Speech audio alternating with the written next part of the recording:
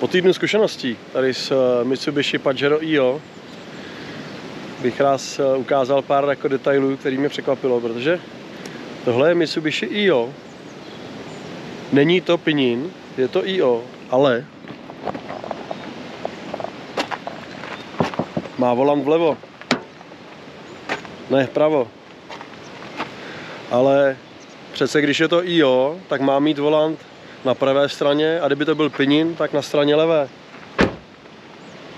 Na podrobném zkoumání jsem zjistil, že auto je vlastně předělaný z pravostranného řízení na levostranný. Tak bych chtěl ukázat, kde to všude je vidět a jak je to vlastně hezky udělaný.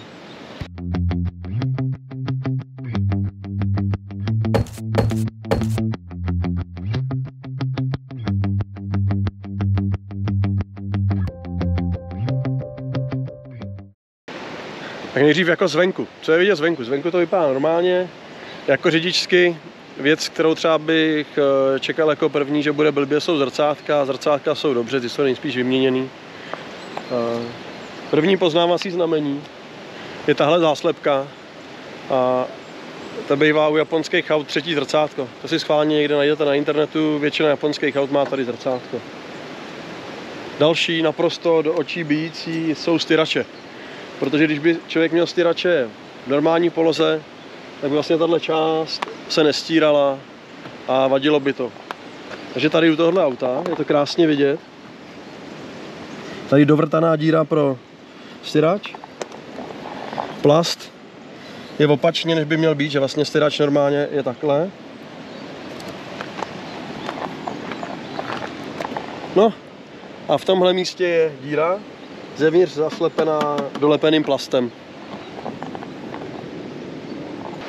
Tak a pohled do motoru. Už to je docela zajímavý. Tady u tohohle auta je vidět, že to jako není složitě udělaný, že to už se vyrábí tak, že ta přehození pedálů není tak jako hrozná práce. Je vidět, tady byl původně dřív brzdový posilovač. To je vlastně tahle ta kulatá věc. To, když mačkáte brzdu, tak pomocí tohohle je v tom je podtlak a pomocí toho vám to pomáhá, aby to auto brzdilo. To samozřejmě je potřeba přehodit zprava doleva. Tady u tohohle auta je hodně místa. A tady je evidentní, že tohle je jednotka ABS a že vlastně ten, kdo to přestavoval, tak musel tuhle krabičku prohodit souhle. Což ve výsledku zase není jako tak šílená práce. I na těch hadičkách je vidět, že jsou ohejbaný a narovnávaný. Ale vypadá to normálně. Někde bude prodloužená kabela, až to jako nevidím, tady je nějaká izolepa, těžko říct. Co je jako hodně dobře viditelný, je plynový lanko. To je tohleto, to co tady vede takhle a tady dolů. Protože původně vedlo takhle a tady dolů k plynovému pedálu. No a protože je to přestavené na druhou stranu, lanko přestavovač nechal původní, tak se tady jenom takhle zamotalo a vede dolů. Ono je to, i když řídím, tak je to znát, že jak mačkám ten plyn, tak je to jako víc tuha. Asi kdyby se to jako hodně lanko namazalo, to nebude tak poznat. Ale je to cítit. Co je ještě vidět, kamerou se tam moc nedostanu, je tyč řízení, která tlačí na ty kola, tak to je vidět, že je prostě jiná. To by nešlo přepoužít. Ale vychází tam hadice od hydraulické kapaliny, tam vychází těsně vedle nosníku. Ale kluci to gruzínský navohejbali nějak šikovně, takže to funguje. Tady je vidět, tamhle to je tyč řízení, to je od volantu. A ta vlastně původně byla támhle a teď je tam místo ní záslepka, aby nesmrděl smrad do kabiny. Samozřejmě při přestavbě z pravostranného na levostranní řízení je potřeba mít typ opačně světla, protože aby to osvětlovalo hodně příkop a ne protijedoucí auta. Jestli tady jsou nebo nejsou vyměněný, nevím. Co jsem s tím měl v noci, tak to svítí natolik špatně, protože jsou už zažloutlí, je to vidět. Že vlastně neumím říct, jestli to je přehozený nebo není. V Evropě u nás by rozhodně to přehození být muselo, aby to šlo schválit. Tak co ještě v Evropě nebo u nás v Čechách bývá u takových různých staveb nebo dovozů důležitá věc, co jsou mlhová zadní světla. Jsem to zkoumal a zjistil jsem, že tady zezadu není nic poznat. A vlastně, když jsem došel do kabiny, tak tady je tlačítko na přední mlhová světla. Tady ono to není tak. Tady máte vypnuto, obrysovky, potkávačky. Dopředu, dozadu jsou dálkový. Ale jak se zapínají zadní mlhovky? Nevím. Možná tady vůbec nejsou, takže to není potřeba asi řešit. No a jak je to poznat v interiéru? Tak úplně pro laika do očí bijící věc jsou, a přitom je to vlastně nemá na nic vliv, sluneční clony. Obě mají zrcátka, ale legrace je v tom, že u spolujezdce je cedulka v japonštině a u řidiče je v japonštině varování, že na místo řidiče by se nemělo dávat dětská sedačka kvůli airbagu. Asi by ty nálepky měly opačně, že jo? Řadící páka je opačně. Jestli jste někdy jeli s automatem, tak víte, že ty páky jsou udělané tak, že je chytíte takhle, že máte ty prsty, prostě drží tu páku tímhle způsobem. Nicméně tady je to udělané tak, že ji držíte opačně, že vám ty ruce skloužou. Je to prostě protože je otočená, protože kdyby zůstala v původní pozici, tak by nešla mačkat aretace, protože když na to položím, no, tak tu ruku natočit takhle, jak to bylo původně, tak bych nemohl mačkat palcem tlačítko a musel bych ho mačkat balíčkem. Proto je páka otočená a já ji mačkám normálně, přirozeně. Jediný, co je prostě divný, že to je divný do ruky a klouže mi takhle mírně ruka. No. Potom, když se člověk podívá na běžný pinin a ne na IO, tak tyhle ty symboly jsou tady, protože jinak nejsou vidět přes řadící páku. Ale zase to nemá vliv, protože je to i na palubní desce. Tak další detail je krásně vidět u spolujezdce. Spolujezdcova sedačka má štelování bederní opěrky. Jasný. A co řidičova? A řidičova sedačka, tady žádný štelování není. Nebývá to opačně, většinou jo, že řidič má lepší sedačku než spolujezdec. No a další zajímavost, vidíte někde opěrku na levou nohu? U pedálu? Je tady? Není. A když se podívám ke spolujezdci, tak tohle je opěrka, kam si člověk odkládá levou nohu. Tady bývá brzda, plyn, případně spojka. Takže opěrka pro levou nohu tady zůstala a u řidiče se neobjevila. Tak další krásný rozdíl je ovládání oken. Vlastně, že jo, u řidiče je panel, ze kterého ovládáte všechny okna.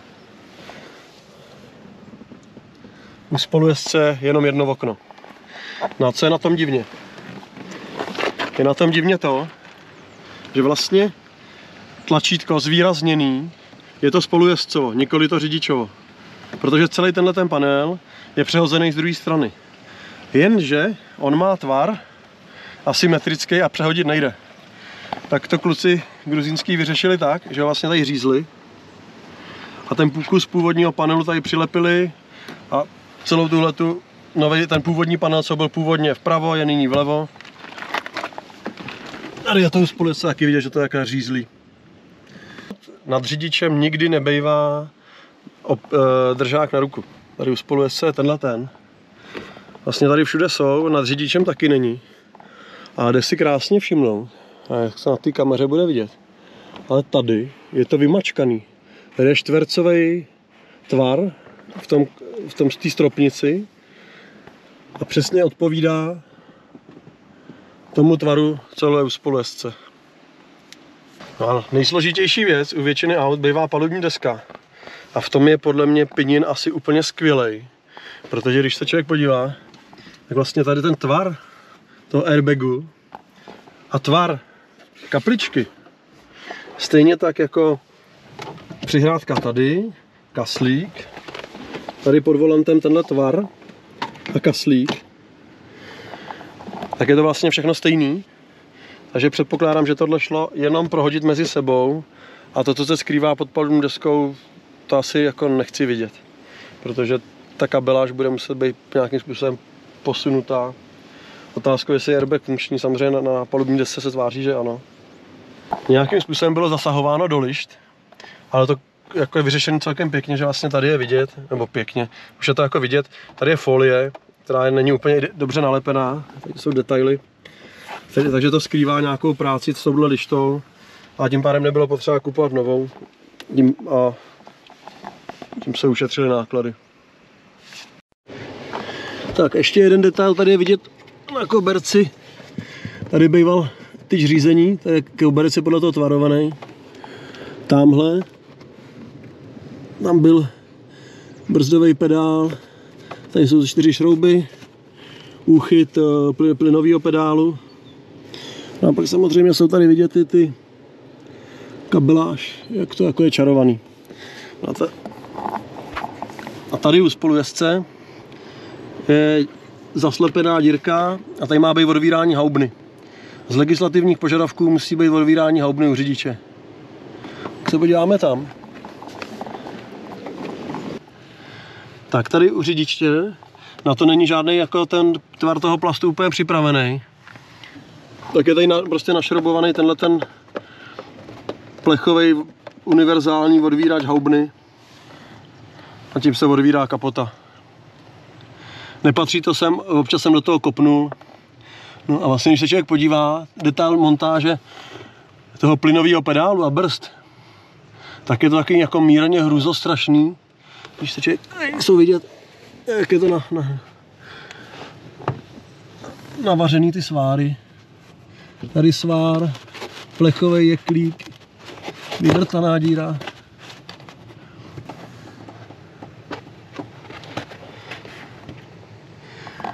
No a ten koberec vlastně ten má jaký tvar jako spolujezdce, že tady vlastně to není přizpůsobený, je to lehce ořezaný nožem. No, ale funguje to. A tím, že je to automatická převodovka, tak vlastně nebylo potřeba řešit spojku.